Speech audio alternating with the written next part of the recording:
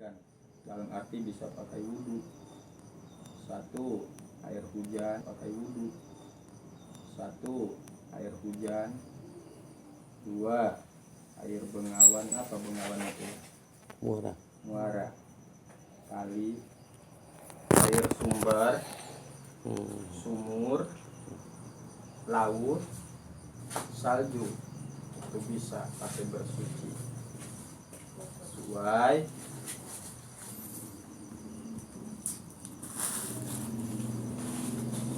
Rasul telah bersabda, wa anzalna minas sama'i ma'an tahurun. Allah berfirman gitu, wa anzalna, dan telah diturunkan oleh kami, kata Allah, minas sama'i, dari langit, ma'an, yaitu air, tahurun, yang suci. Dalam arti air hujan, air embun, itu bisa buat pakai wudhu. Wa qaulihi sallallahu alaihi wasallam an ma'il bahri. Adapun dari dauhan Rasul atau sabdaan Rasul mengenai air lautan, kata Rasul, wa tahuru ma'ul illu maitatuhu. Yang namanya air laut itu suci dan bangke yang ada di laut itu suci. Ikan yang ada di laut. Suci. Walaupun tanpa dipotong bismillah itu udah suci bangkainya. Beda dengan di daratan, sejenis kayak ayam sama kambing itu kan harus disembelih dengan syariat Islam. Kalau tanpa syariat Islam ya itu jatuhnya bangkai najis. Makanya ngeri gitu kan. Kadang beli jadi itu ya Pak ya. Beli jadi ayam itu. Wallahu alam itu bener enggaknya nyembelihnya pakai bismillah enggaknya. Itulah salah satu bisa turun ke anak. Kita makan uangnya halal, belinya taunya salah gitu kan. Beli ayam yang udah dikemas itu tinggal dipaksa. Wallahu alam kan tahu pakai mesin orang. Harus pakai saya. Kenapa? Ngaruh pada tubuh. Kalau kita makanan dari halal itu enak buat ibadahnya, ringan. Tapi sebaliknya kalau dari perkara yang haram itu berat, berat, susah buat dipakai ibadah. Faktor dari makanan, kadang kita belinya halal, pakai uang halal, tahu yang dibelinya kita kagak tahu dari sananya, tahu disembelihnya bismillah enggaknya itu ayam. Makanya lah mending beli ayam mentah aja. Sembelih sama kita bismillahirrahmanirrahim, Allahu akbar. Berkahnya luar biasa. Al-ma'un najisu, yang kedua air yang najis. Apa yang air yang najis itu? Huwallazi waqa'at bihi najasatun wa kana dunal qullataini. Yang dimaksud air yang najis adalah yang terjatuh atau kejatuhan najis dan tempatnya pun tidak lebih dari 2 bulan. Nah, itu harus hati-hati. Kalau tempatnya tidak melebihi 2 bulan, dalam arti 2 bulan itu 160 liter kalau nggak salah. Dalam hitungan 40 kali 40. 40 kali 40. Jadi kalau 1 kali 1 itu udah lewat dari 2 bulan. Boleh kita ngelaudunya pakai tangan. Tapi kalau kurang dari 2 bulan itu awas, hati-hati, jauh. Kalau dulu kan pakai timban itu. Itu harus agak jauh biar enggak mustakmal, dalam arti air itu Nggak jatuh lagi. jangan jatuh lagi ke tempat itu. Kita harus dari jauh kalau pakai gayung. Tapi kalau udah 2 bulan enggak apa-apa. Mau dikobok kan kita ngelaudunya enggak apa-apa. Wa ilam yatagoyar, walaupun tidak berubah itu rasanya, warnanya tidak berubah, itu tetap nggak boleh, nggak suci. Kalau kurang dari 2 pula, tapi kalau sudah lebih dari 2 pula, walaupun ketimbang kotoran, dalam arti kotorannya itu kecil dan tidak merubah warna, itu nggak apa-apa, tetap sah. Kayak kotoran cicak jatuh ke kotak itu nggak apa-apa, cukup dibuang aja, masih sah. Sebab melebihi 2 pula. Sambil minum, merokok.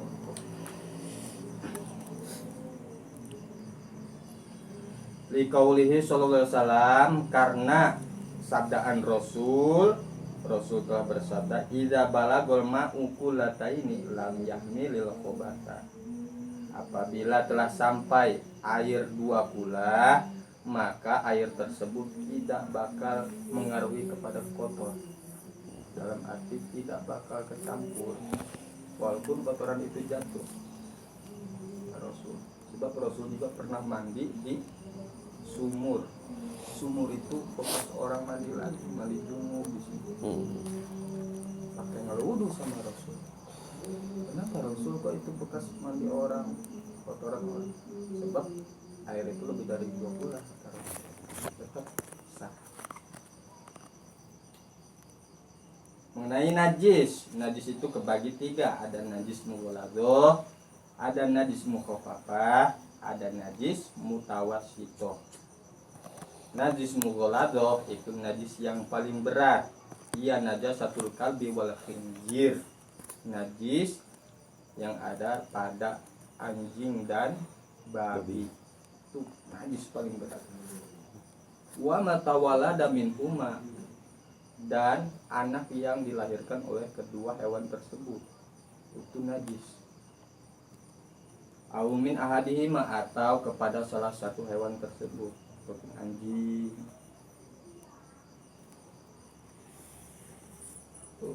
Cara membersihkan najis besar, Rasul bersabda pada hadis fikih, tuhuru ina in ahadikum idza walago fihil kalbu ayyagsilahu sab'a marratin ulahuna au ukhrahuna biturabin. Kata Rasul, mensucikan najis besar itu apabila wadah ataupun pekakas apa sejenis kayak gentong tadi rumah dijilat oleh anjing, itu kita harus membersihkannya dengan 7 bilasan. Yang satunya harus pakai tanah, berarti 6, satunya harus pakai tanah. Luar biasa, khusus buat najis yang paling besar. Tuh, membersihkan najis besar, dibersihnya 7 kali. 6 pakai air, pertama pakai tanah. Yang kedua, najis mukhafafah. Najis mukhafafah itu najis yang sedang. Najis yang ringan. Mukhafafah itu enteng. Iya baulu sobi ladzi lam yablughu al-haulaini wa lam yataghazza illa bil labani. Kata Rasul, yang namanya najis mukhafafah itu najis air kencing bayi ataupun balita yang belum makan apapun kecuali air susu ibu.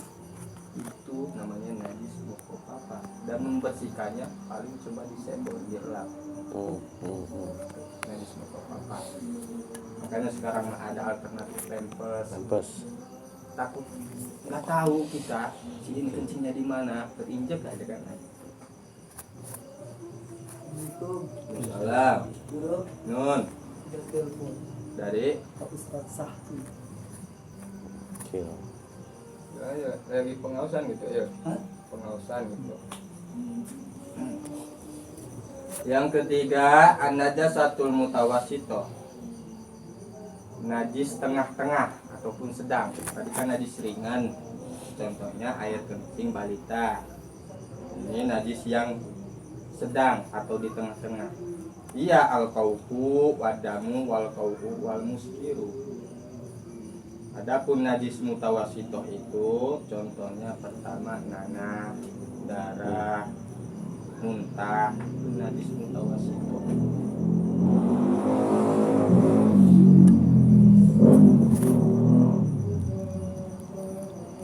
Wal maitatu, dan bangke, termasuk bangke itu najis mutawassithah. Ada lagi terusannya, illa maitatal adami wasamaki wal jarodi. Terusannya apa? Kecuali bangke makhluk Adam atau manusia. Bangsa Adam, manusia. Dan kedua wasamaki, dan ikan. Tuh, wal jarodi, dan welang. Apa welang itu ya? Belalang. Belalang. Nah, Cuma enggak gila kecuali 3 tersebut najis. Wal khariju minas sabilaini, dan yang keluar dari 2 jalan, jalan belakang, jalan depan, itu najis mutawassithah. Ilal mani, kecuali air mani. Ya. Innahu, maka bahwasannya mani tersebut tohirun, itu suci. Air mani itu suci, tapi kita harus mandi besar. Air mani itu bukan najis, tapi kita wajib mandi. Gitu. Penjelasan besok mulai itu wudu. Toharoh dulu lah, hadis bentar. Coba dok. Dikit-dikit tapi pasti. Toharoh, Kenteng dulu. baru besok wudu. Cara apa bersihin najis sedang gimana? Sama, dilap juga. Dilap juga. Kayak darah. Tapi harus benar hilang. Nah, gimana itu kayak luka? Kan ada luka yang Keluar darah, udah kita bersihin, keluar lagi. tetap keluar lagi. Nah, itu beda lagi kalau kita mau ngambil wudhu. Kalau seumpama sekarang ada apa itu namanya yang nutupin itu? Plester. Hah? Handiplas. Handiplas. Kita bersihin dulu, habis itu ngelewudu dulu, jangan dulu handiplas. Habis ngelewudu barusan kita tutup. Walaupun keluar darah nggak masalah. Nggak masalah. Parde, dukun. Dukun. Rokok mas. Kalau ini apa kena najis besar ke badan gitu, bersihnya kayak mana? Ya itu pakai tanah sama. Yaitu bersihin dulu pakai tanah, barusan kita mandi. Harus apa yang kita yang kena bersih? Percis kayak ini nih, kita kan punya ayam misalnya nih, ayam dimakan anjing atau digerogotin. Iya, Itu cukup yang gerogotannya dibuang. Potongnya itu. Habis disembelih itu yang dibuang. Kan belum mati mas. Kita daripada mubazir potong. Nah, Yang digigit dibuang.